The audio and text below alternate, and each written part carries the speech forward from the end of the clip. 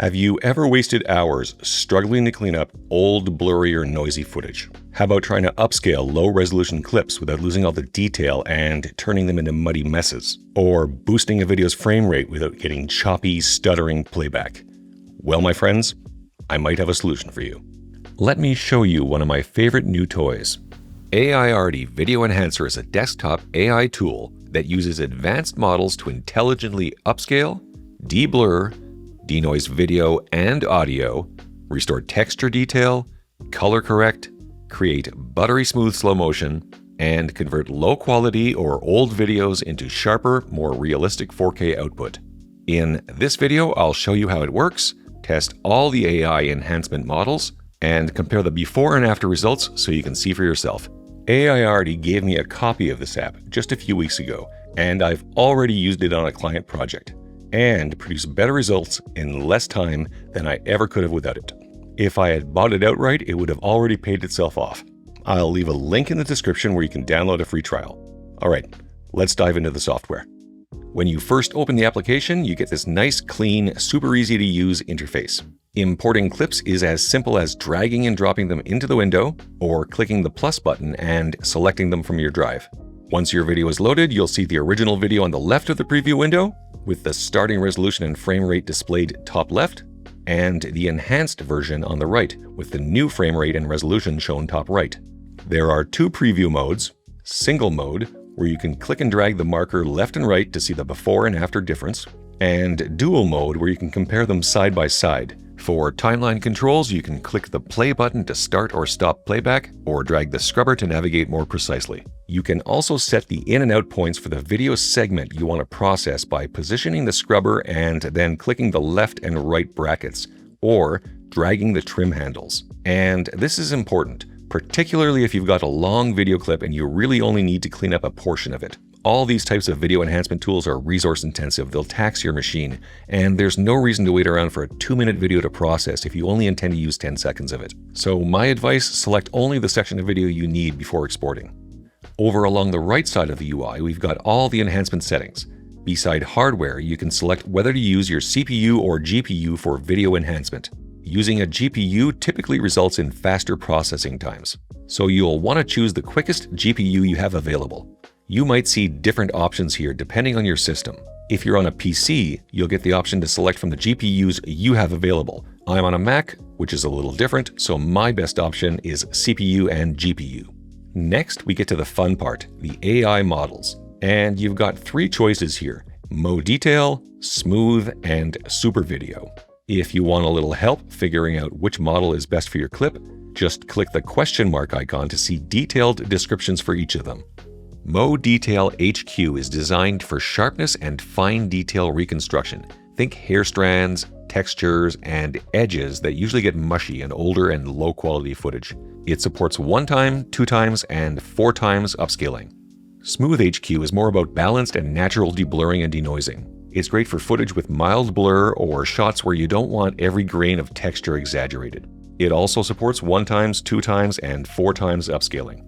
superVideo VHQ is the powerhouse model, aimed at tough conditions like low light or high ISO noise. If you've ever tried to rescue smartphone footage shot in the dark, this is the model to use. This one currently supports 2x upscaling. Now, I referred to this as the powerhouse model because while it's designed for low light or high ISO noise, I often found it gave me the best result on almost any kind of footage. It is a bit slower, but it's my favorite of the 3 models. Either way, take these descriptions as guidelines, not gospel. Depending on your video and personal preferences, any one of these AI models might give you results more to your liking.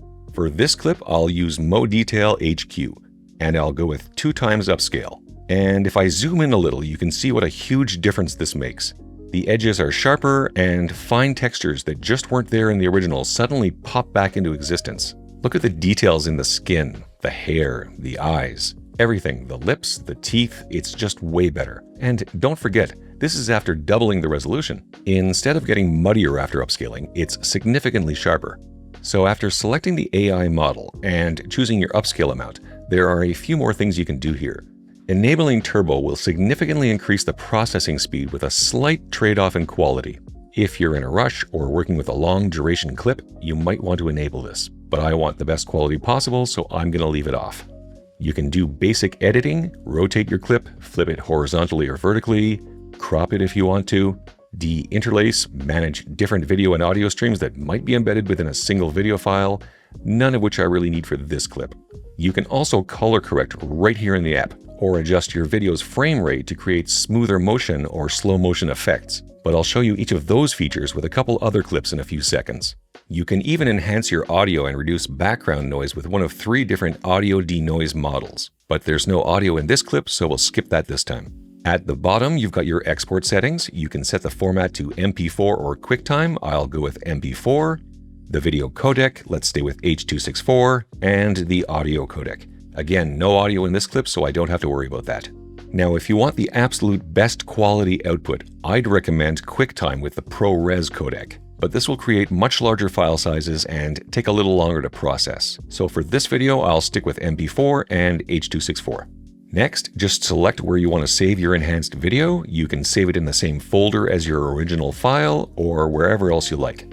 And then you have 2 options here. You can immediately export the video you're working on or export all the tasks you've queued up by hitting Batch Export. This is great if you've set up multiple clips for export and you want to go grab a lunch or something while they're being processed. Let's just export current for now.